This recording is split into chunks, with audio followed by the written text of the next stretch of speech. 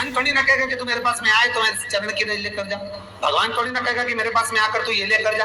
भगवान तो कहेगा मेरे पास में आया है, मांगना कुछ मत, बस मुझे जो स्नान कराया है मेरा चरणोदक लेकर जा, छीट दे पूरे घर में, संपदा भरना मेरा काम है। जहां मेरी चरण की रज पहुंच गई वहां संपदा स्वतः पहुंच गई, मैं वहां पहुंच जाता तो चरणों तक ले जा। पर लोग ले जाते हैं, पूजन करते, कलश भी उड़ेलते, जल भी चढ़ाते, पर आते समय खाली लेकर आ जाते। भगवान को इतना बुरा लगता मेरे दरवाजे से खाली जाए, मुझे कितना बुरा लगेगा। जो आए वो भर कर जाए, भले 2 बूंद लेकर आओ, पर उसमें चरणों तक थोड़ा सा लेकर अवश्य। हमारी माताएं बड़ी प्रेम से कहती हैं, आप लोगों के मन में भी ये बात जरूर होगा, जितने लोग टीवी पर कथा सुन रहे हो, फेसबुक यूट्यूब पर श्रवण कर रहे हो, आपने भी सुना होगा, घर की जो माताएं होती है, कभी भी घर का रसोई घर का बर्तन जिसमें सब्जी बनाई है, 50 लोग अगर जिमने आ रहे हैं और कह दिया आज का निमंत्रण है, 50 लोगों का पार्टी है, ये है वो है, सुहागिल है या ब्राह्मण भोज है, तो वो जो खीर का पात्र होगा, जो बर्तन होगा, जो सब्जी का पात्र होगा, माँ उसको खाली जल्दी नहीं करती है। भले उसमें सब्जी थोड़ी ना थोड़ी पड़ी रहने देगी, जब तक सब जिम कर नहीं चले जाएंगे तब तक उसमें पटक कर रखेगी। क्यों? क्योंकि उसमें उसकी बरकत है।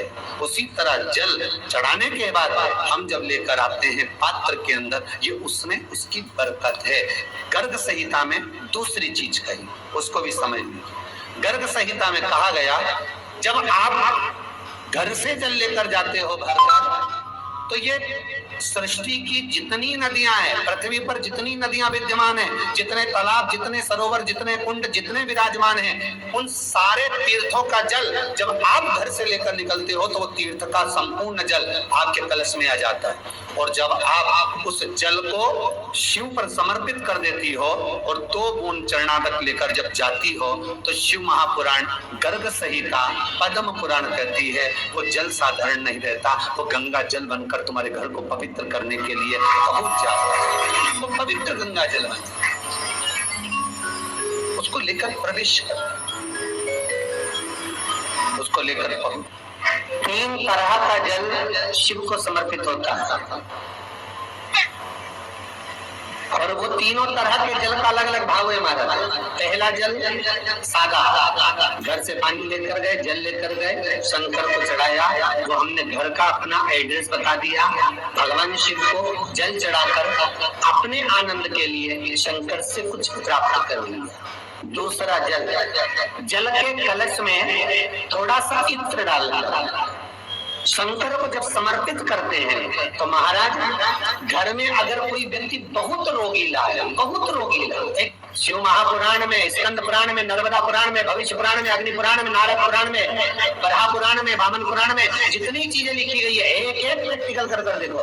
तो शिव महापुराण, स्कंद पुराण का ये भाव याद करिए कि 1 लोटे पानी में इत्र मिलाकर, जल में इत्र मिलाकर, बहुत रोगीला व्यक्ति, बहुत बीमार व्यक्ति है, 1 लोटा पानी उसका हाथ का स्पर्श कराकर शंकर को चढ़ाना प्रारंभ कर दीजिए। महाराज केवल 5 या 7 दिन चढ़ा, और वो 7 दिन के बाद में उस बीमार व्यक्ति का क्रम देखिए कि उसमें कितना आराम लगा है। औषधि दवाई काम करना प्रारंभ करी कि ना करी, केवल इत्र समर्पित, इत्र का जल। तो पहला जल सादा, दूसरा जल है इत्र का, और महाराज तीसरा जल जो शिव महापुराण के अंतर्गत कहा गया है बेल पत्र का जल।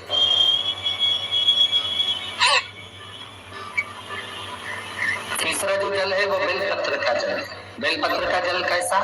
तो महाराज शिव महापुराण की कथा कहती है कि जल के पात्र में एक बेलपत्र अंदर डालकर उस जल के पात्र को ले जाकर शिव को समर्पित करना, अर्थात अपनी मन की कामना भगवान शंकर से कह देना, केवल बेलपत्र के माध्यम, बोलना नहीं हमको कुछ,